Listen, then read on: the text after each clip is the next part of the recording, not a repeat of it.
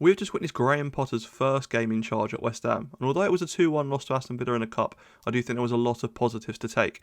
In this video, I'll be going through the clips that I took from the Aston Villa game. I'll be looking at the shape that Graham Potter set the side up with, and looking at how we can use this shape going forward. On the screen you can see the starting lineup. This is a 4-2-3-1 on paper, but if you continue watching the video, you will see how this changes a lot throughout the game. As I said, we did line up in a 4-2-3-1, but you're about to see how this changes throughout the whole game. I'm going to go over to my tactical board in a second, and you'll see the shape we took up when we were out of possession and the shape we took up when we did have the ball. Here you can see the lineup on paper, obviously the 4-2-3-1, Scholes left back, Aaron Wan-Bissaka right back, pretty simple, and obviously the double pivot of Alvarez and Souček with Kudus in the 10. But most importantly to note is Paqueta off the left. I, for one, have been calling him to play in this position for months. I think it's the best we've ever seen him play under Moyes.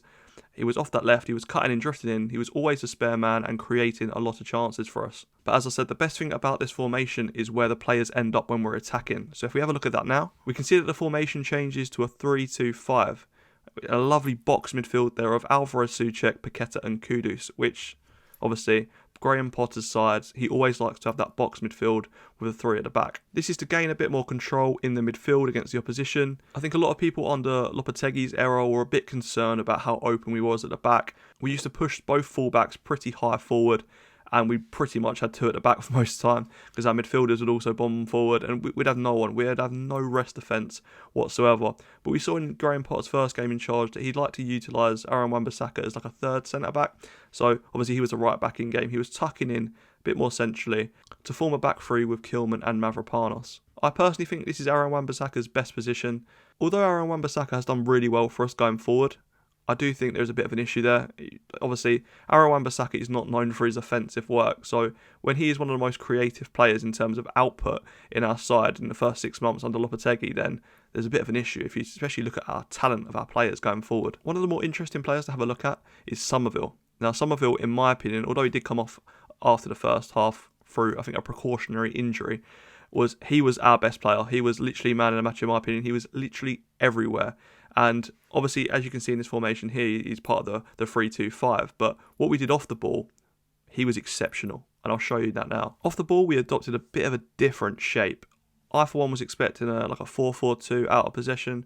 But Graham Potter actually utilised Somerville as a right wing back out of possession. This was the kind of shape that we were using for the vast majority of the game when we didn't have the ball. Obviously, you can see is Somerville tucking a lot deeper on the right hand side. Obviously, he was being utilised as a right winger / right wing back the whole game, and his energy was absolutely unreal. He was up, down, at times even tucking inside to create chances. He was unbelievable. Paqueta tucked in a little bit more from a left winger position, more into a central midfielder role to form a 3 in the midfield, and obviously Kudus and Fulkrug were the guys pressing really forward, pressing that Aston Villa back line. But if we have a look from the clips from the game now, we can have a little bit more of an in-depth look into the actual system and the shape that I showed you on the board, and we can kind of see it in real life. This clip here is literally from, I think, a few minutes into the game. It is our first chance that we get.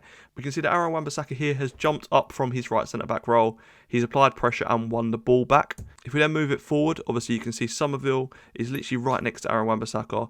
From Aaron Wan-Bissaka moving forward, he then obviously is allowing Somerville to come in a little bit more centrally. Somerville picks up the ball centrally and sprays it out wide to Scholes. As we can obviously see, Scholes was obviously playing as a more bombing forward left back. He was used as that kind of left winger in possession. I mean, this position obviously then allows Paqueta to drift into a more central one. Here we can see a little bit more about what I just said here. Paqueta on the ball now, he's picked it up in a bit more of a central position. As you can see here, by Oliver Scholes, his positioning being nice and high, nice and wide.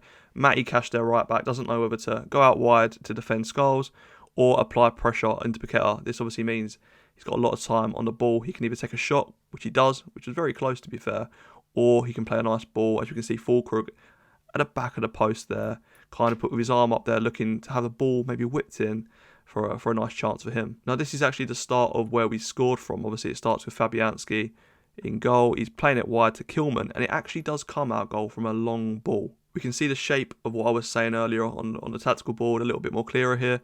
We can see the 3-2 kind of build-up phase. You've got Aaron Wan-Bissaka nice and wide out on the right, Mavropanos centrally, and Kilman out to the left. As I said, this ball then goes long from Kilman, and Fulkrug does excellently here. I know it's a bit blurry, but you can see kind of where Fulkrug is. He's going to nod the ball down into Kudus, and look at the amount of numbers we've got forward. It is essentially a 4-on-4. Kudus then picks up the ball, and obviously he's got time in that midfield. Kamara can't get near him, and he's going to look to spread that ball into the space in behind. Look how high Aston Villa's line is, and look at Somerville. He can't wait to get in behind. Somerville picks up the ball on the right-hand side. He does really well here, actually really, really well to find Lucas Paqueta at the edge of the box. He literally is the only real man that can kind of get the ball here, and he just does excellently. We can kind of see it on the shape here, as I said, the two 10s in Paqueta and Kudus, and obviously Skull's coming into the picture there. He's going to be the left winger, and he's providing the width on the left-hand side to allow Paqueta to come in. Once again, an excellent ball from Somerville. Lucas Paqueta picks up the ball, not really much pressure on him, and it's a good finish. It's a finish I expect him to make, but it is a goal nevertheless, and it is our first goal under the Graham Potter era. Obviously, you can see our shape a little bit differently here, a little bit more of a bird's eye angle. You can imagine Kilman is on the right-hand side of your screen. He's just not in frame. And obviously, you've got the 3-2 build-up. Skull's pushing nice and high and wide. Kudus and Paqueta centrally. It's nice to see a bit of shape for once. I mean, under Lopetegui, I was a bit of a critic of his. I didn't see much shape and kind of organisation, but it's nice to see from Graham Potter's first game in charge, we've actually got a bit of shape for once. A little bit more on Paqueta's positioning here. As you can obviously see, Matty Cash, he's been a bit preoccupied with Fulkrug. Obviously, naturally, you'd think that Fulkrug would be occupied by one of the centre-backs. Even if he was, due to Paqueta's positioning coming centrally, Matty Cash doesn't really know whether to drift in with him or stay out wide, obviously, to defend Skulls coming forward. This is going to leave Paqueta with a lot of space. Right, this is the second half now. Not a lot happened in the first half, unfortunately, due to Fulkrug going off injured literally within the first 15 minutes, I think, if I can remember rightly, and some of it also going off at half-time. This kind of then reduced our threat going forwards, and to be honest with you, this is where the game started going a bit pear-shaped for us. Kufal and Danny Ings was on in replacement for Fulkrug and Somerville, and the shape basically stayed the same, but basically what happened was Kufal kind of played the role of Aaron Wan-Bissaka, is in terms of that right centre-back, forming the back three, and then Aaron Wan-Bissaka pushed up higher and kind of took the Somerville position. It didn't quite work, and I'll get onto that later, but for me, Kufal struggled, and so did Aaron Wan-Bissaka when asked to play a little bit higher up. I've had to cut off a little bit of the screen here now, just so you can see Paqueta's positioning. As I said, in the first half, he was kind of becoming one of the central midfielders to form a 5-3-2 off the ball.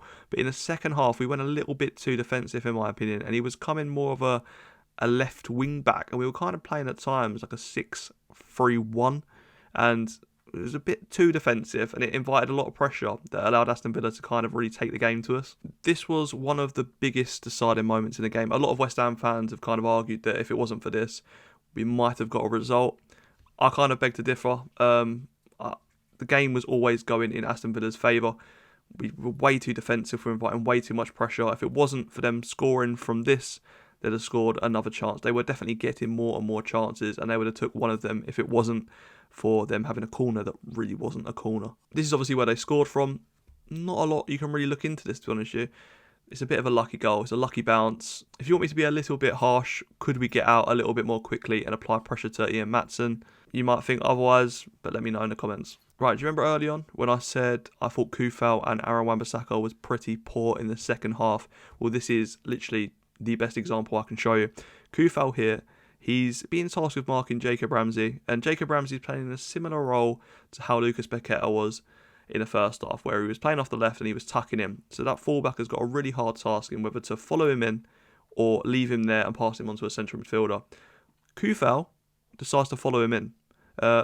Now, when he does this, he leaves a massive, massive gap in behind him for the left back Maatsen and also Ollie Watkins. I'll be able to show you now. This is the massive gap that I was talking about, and the ball is played right through into it. Obviously, Maatsen is there on the bottom of your screen, and it's actually Ollie Watkins that turns out wide and makes a run out wide to pick up the ball. They obviously score from this. It's a good finish, to be fair. It's a good ball in the box and a good strikers-esque finish from Morgan Rogers, but the problem comes from Kufal and Aaron Wan-Bissaka's positioning. As you can see here, it's a little bit more clearer to understand. Obviously, Kufal pushed in high on Jacob Ramsey. And you can't see it in this frame here, but just to the right of Aaron Wan-Bissaka is Maatsen.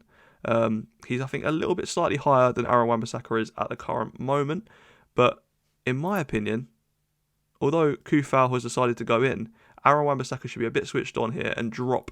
He doesn't realise the threat in behind of Maatsen, and he doesn't drop. And if he dropped, this goal would have never happened because he'd have been able to defend the space. As I made a note here, you can see I said that if Kufal is pushing on to Jacob Ramsey, he needs to give a shout over to Aaron Wan-Bissaka to drop, because that space in behind is exactly where they got in. Or could he have passed the man on to Alvarez? Because Alvarez was a free man here, and then Kufal can just remain in his position as the third centre-back. So although we did lose the game, I don't think it was that bad of a performance. He had 24 hours to train with them. I thought we'd done quite well, and we could see patterns of play and a sort of shape that Graham Potter wants to take forward. It might not be the same every game, but I think the end goal and the structure will remain similar. And as I said, although it is unfortunate to go out of the cup, I do think there are a lot of positives to take forward.